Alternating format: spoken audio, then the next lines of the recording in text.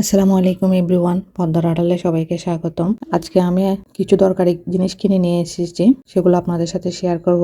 যেমন আপেল, কলা, পেয়ারা, সেই সাথে টিস্যু, তারপর বদনা, কলম, ক্লে, আর কি বিভিন্ন ধরনের জিনিস যেগুলো লাগে। যেহেতু একা হাতে সংসার সামলাতে হয়, সেই জন্য বাইরে গেলে আগে থেকে সব লিস্ট করে লাগে কোন জিনিসটা লাগে, কোন কোন জিনিসটা আমার লাগবে, কোনটার পর কোনটা কিনবো, সেভাবে একটা মাইন্ডসেট করে যাই। এই জিনিসটা কিনবো, এরপরে এটা কিনবো, এরপরে এটা কিনবো, তারপর চলে আসবো বাসায়। কিছু মজার ব্যাপার হলো, প্রায় যখন কিছু কিনতে যাই তখন কিছু একটা ভুলে যাই। আবার কখনো একটা জিনিস কিনতে গেলে মনে হয় আরও অনেক কিছু দরকার।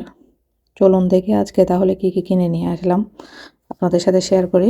আমি নিয়ে এসেছি কলা, সে সাথে নিয়েছি পেয়ারা, আর অল্প কিছু আপেলও নিয়ে এসেছি। এখন এগুলা ভিনেগার দিয়ে আমি পানিতে ভিজিয়ে রাখবো আধা ঘন্টার জন্য। সেই সাথে অল্প কিছু সবজি নিয়েছি, ভেন্ডি, শসা, মিষ্টি কুমড়া, এর সাথে কাঁচামরিচও নিয়ে এসেছি, মিষ্টি কুমড়া শাকও নিয়ে এসেছি।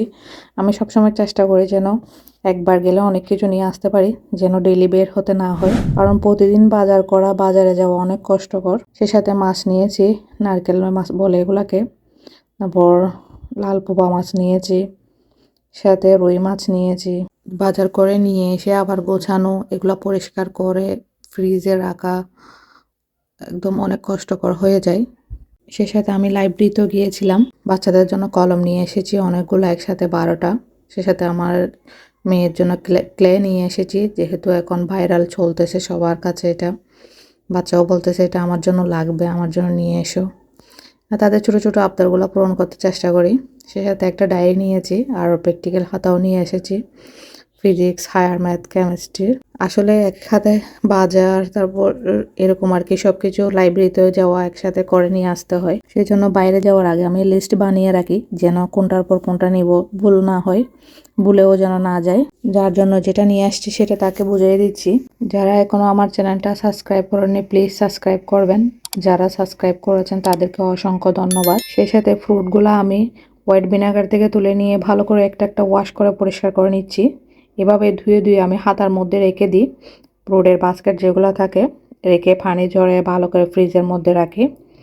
যেহেতু ডেলি বাইরে যাওয়া হয় না, 1 সপ্তাহ বা 10 দিনের জন্য ফ্রুট নিয়ে আসি।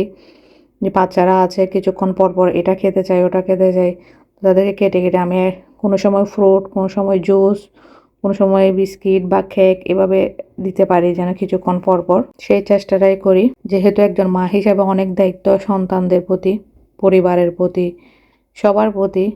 এই দায়িত্বগুলো পালন করার জন্য চেষ্টা করি। দায়িত্ব পালন করতে করতে কখন যে নিজের যত্ন নিব সেটাও মনে থাকে না, নিজের কথাও খেয়াল থাকে না, কারণ একটার পর একটা কাজই থাকে। 18 ঘন্টা একটা পরিবার সার্ভিস দিতে হয়, সেই সকাল 5:30 থেকে রাত 10:30 পর্যন্ত, 11টা পর্যন্ত চলতেই থাকে কন্টিনিউ। ফ্রুট সবগুলো আমি ভালো করে ওয়াশ করে নিয়েছি, এখন কলাগুলোও ভালো করে টিস্যু দিয়ে পরিষ্কার করে নিব। সেই সাথে আমি ফ্রিজে এইভাবে রেখে দিই। আমার এই ছোট্ট ব্লগটা যদি আপনাদের ভালো লাগে বেশি বেশি শেয়ার করবেন। এতক্ষণ ভালো থাকবেন, সুস্থ থাকবেন। আসসালামু আলাইকুম।